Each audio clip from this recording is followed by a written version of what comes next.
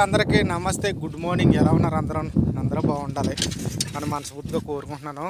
నేనైతే బాగానే ఉన్నానండి.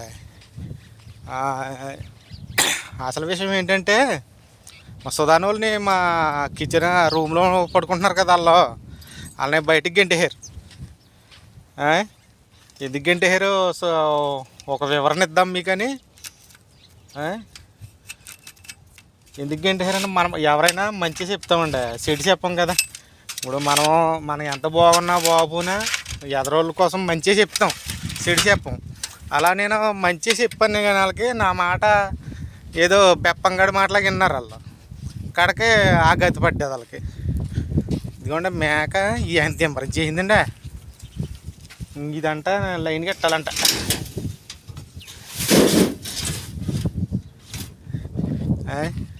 అలా ఉందండి.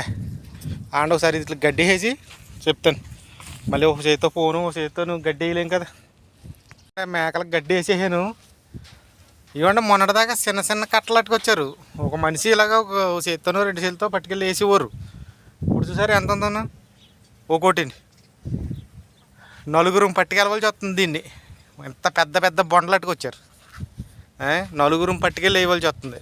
లేదంటే ఆ ఒంట్ల కాడోళ్ళు, ఆ ఒంటెలు పనిచేసే వాళ్ళు ఉంటారు కదా, ఈ సుధాని వాళ్ళు, వాళ్ళే వేసుకునేవారు. కానీ ఇప్పుడు మేము కూడా రావాల్సి వస్తుంది సాయం. మొత్తం దాని ఏముంది కానీ ఏంటంటే ఇప్పుడు సుధాని వాళ్ళ కోసం చెప్పి సగంలో మధ్యలో మళ్ళీ ఏదో లాలింగరం సోదెట్టాను కదా, సుధాని వాళ్ళ కోసం చెప్తాను అండి. అలానే మీరు శుభ్రంగా ఉండండి. రూమ్లో ఉన్నప్పుడు ఈగలు వచ్చేస్తాయి. మళ్ళీ ఇక్కడ తిని వస్తువులు కడుగుతాము, తిని సామాన్లు కడుగుతాము అని నేను పదే పదే పదే పదే చెప్పు అనమాట. నా మాట అసలు కొంచెం కూడా వినలేదు వాళ్ళు. ఎందుకంటే బ్యాబే ఏమన్నారు చూడండి, స్లోగా ఎందుకు మాట్లాడుతున్నానంటే జనం వచ్చేసారండి, శీతాకాలం కదా, అందుకని స్లోగా చెప్తున్నాను. నా కిచెను ఇదిగోండి, ఇక్కడ చిన్న టెంట్ వేసారు. ఈ టెంట్లోకి వెళ్ళి చూద్దాము. ఇదిగోండి టెంట్. ఇందులో మంచాలు, 2 మంచాలు చెరుకోటిని వేసారు సుధాని వాళ్ళు. ఇంకా బట్టల కింద మాసిపోయి ఇవన్నీ కింద అనమాట. ఇక్కడ అంటే ఇంకా ఎవరు అడగరు. ఇంకా ఇక్కడ సరుకు సామాన్ ఇక్కడికి వచ్చేసింది వీళ్ళకి. ఎందుకంటే నేను చెప్పాను ముఖం కడగరు రోజును. ముఖం కడగకపోతే నేను అన్నాను, నువ్వు బ్రష్ లారీ మీద మా తమ్ముడు వెళ్తాడో నీళ్ళు తేనాకే డబ్బులు ఇయ్యి బ్రష్ పేస్ట్ కొనుక్కొస్తాడంటే చెప్పగా సేనాలకి ఇచ్చాడు 20 రూపాయలు. ఇంకో పేస్టు బ్రష్ ఇక్కడ కట్టుకున్నాడు. అదే పేస్టు బ్రష్ ఓ సబ్బు కొనుక్కొచ్చి ఇచ్చాడు అనమాట. ఇలా అలవాటు లేదంట వాళ్ళకి కడగటం. వెళ్ళి ఇలాగని 2 సార్లు ఇలాగని అంటూ వచ్చేస్తున్నారు. అయిపోయింది మా కాళ్ళ శుభ్రం, ఒంటి శుభ్రం మనకెందుకు, మనం చెప్పేది మనం చెప్తాం. స్నానం 2 నెలలకోసారి చేస్తున్నారు. నేను అన్నాను, కాలితే చలి పెడుతుంది కదా, ఇప్పుడు వేడి నీళ్ళు కాచుకోండి, స్టవ్ ఉంది, గ్యాస్ ఉంది, స్నానం చేయండి రా బాబు, వాసన వచ్చేస్తున్నారా అని చెప్పేవాడిని. నా బాధ, నా గీజకూరు వినలేక వారానికో అలా 10 రోజులకో చేయటం మొదలెట్టారు. 15 రోజులకి అలాగా. లేకపోతే 2 నెలలు అయినా సరే శుక్రవారం పూట బట్టలు మార్చేసి ఇంటికి కొట్టేయడం తప్ప స్థానం లేదు. ఇప్పుడు అక్కడ నేను సామాన్లు కడతాను కదా ముక్సాల్లోను, ఆ సామాన్లు కడిగి ఏం చేస్తారు, నోట్లో నీళ్ళు వేసి చూసేస్తున్నారు. ఒరే అక్కడ గ్లాసులు కడుగుతాను, తిని ప్లేట్ కడుగుతాను, కూరగాయలు కడుగుతాను, కూరగాయలు కట్ చేస్తాను, అలా చేయకండి అని చెప్పాను. వినలేదు. ఒంటి పాలు తీస్తారు, ఒంటి పాలు తాసలు అవి 60 రోజులు కడతాం. వాళ్ళోటి మీరేటేంటి అన్నా అనొచ్చు మీరు. ఎందుకంటే వాళ్ళకి ఉంటుంది కదా ఒంటి పాలు. మనం ఎలా తాగం, మేమిద్దరం తాగం. మనం అంటే మా అందరు కాదు, మా ఇద్దరం తాగం. అలా చెప్పాను. ఆ తాస్తే ఇలా ఎత్తిపట్టి తాగేస్తున్నారు. మరి గ్లాసులు వేసి తాగంటారు బాబా, వాళ్ళు చూసారంటే గొడవ అంటే. వాళ్ళు ఏదో మందే నేను చెప్తున్నట్టుగాని కొంచెం మొఖాలు ఏదోలా పెట్టుకున్నారు. తెలిసిపోద్ది కదా మనకి మొఖాలు అలాగ పెట్టుకుంటేనే. సర్లేరా బాబా, మొఖాలు అలాగ పెట్టుకోకుండా మీ ఇష్టం అనేసి వదిలేసాను. అక్కడ ఒంట్లు కాడ పేడ వేస్తాయి కదా, అవి తొక్కేసి కిచెన్లోకి వచ్చేస్తారు. ఇలాగ కిచెన్లోకి వచ్చేస్తారు, ఆ రూమ్లోకి వచ్చేస్తారు.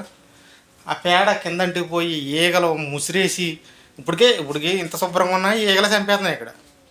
ఇంకా ఆ పేడ చేత ఇంకా ఈగలు ఎలా ఉంటాయి చెప్పుకోండి. ఎండ్ర మాసిపోని బట్టలు అయ్యే పురుడేసుకుంటాయి కదా, ఒంట్లు డెలివరీ అవుతాయి, పిల్లలు నడతాయి. అప్పుడు నీసు వాసన వచ్చేస్తాయి. ఆ బట్టల మీద చిమ్మేస్తాయి అదంతా. ఇలా చేత్తో లాగుతారు పిల్లని. అప్పుడు ఆ బట్టలు అట్టుకొచ్చి ఇక్కడ తగిలించేస్తారు. నేను వాళ్ళ మంచి కోసం చెప్పాను, వద్దురా బాబా ఇలా చేయకండి, బట్టలు కవర్లు ఎట్టుకుని బయట పెట్టుకోండి, లేకపోతే ఉతుక్కోండి అని చెప్పి ఉతికేసుకోండి, సర్ఫ్ ఉంది, సబ్బు ఉంది అని చెప్తే ఈయనెవరు కాదు సర్లే. నేను అవ్వతే వాళ్ళకి ఇష్టం ఏంటి.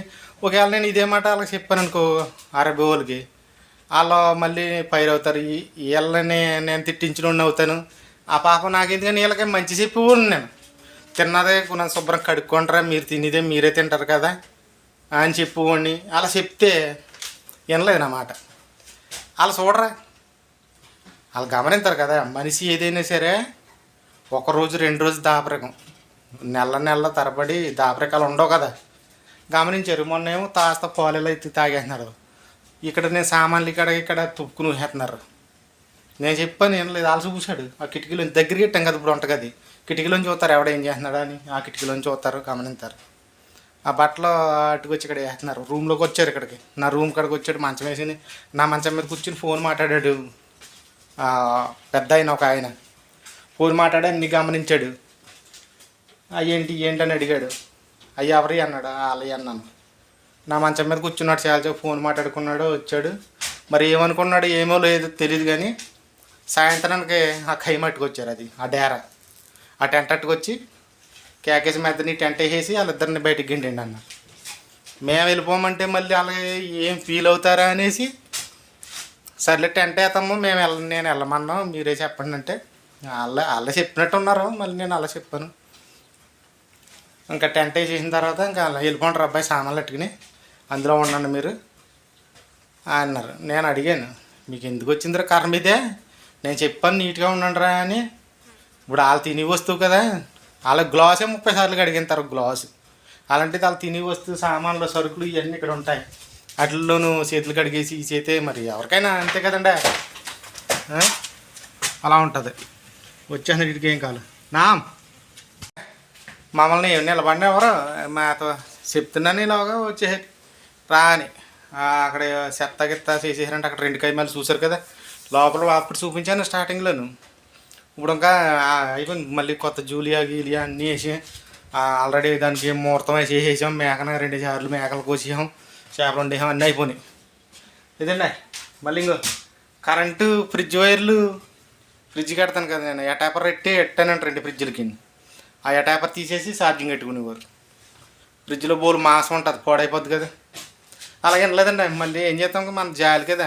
నేనే ఇంకా ఏం చేశానంటే కరెంట్ అయ్యిని వాళ్ళకి తర్తిప్ చేసి శుభ్రంగానే ప్రాసెస్ గీసేసి అన్నీ రెడీ చేశాను అనమాట. ఎందుకంటే ఎవరైనా మనుషులే, ఇలా ఉంటుందండి. మనం మంచిగా వెళ్తే చెడు ఎదురవుతుంది అంటారు కదా. నా మీద కోసపడేవారు నేను చెప్తాను. కాడికి ఏమైంది చూసారా, బయటికి గంటేశారు. ఇక్కడ రానక్కలేదు, తిన్నాకొక్కటే లోపలికి వెళ్ళండి మీరు, తర్వాత మళ్ళీ వెళ్ళొద్దు అని చెప్పేశారు వాళ్ళకి. అదండి ఆ మాట మీతో చెప్దామని. ఏదైనా మంచి చెప్తే చెడు ఎదురైందని. ఇదండి ఈ 4 మాటలు మీతో చెప్తున్నాను. ఓకే మరి ఉంటాను, బాయ్ బాయ్. శీతాకాలంకి సందడే మాకు. ఆడావిడ చాలా దారుణంగా ఉందండి బాబా, నడుము పూట వచ్చేసింది ముసలోళ్ళగా. రెస్ట్ ఉండట్లేదు, ఇద్దరం ఉన్నా సరే రెస్ట్ ఉండట్లేదు. ఇంకా ఎక్కడికో తీసుకెళ్ళారు. నేను చూస్తున్నారు కదా, ఏదో కొంచెం చిన్న గ్యాప్ దొరికిందని మీ ముందుకు వచ్చాను. బాయ్ బాయ్ అండి, బాయ్ బాయ్, జై హింద్.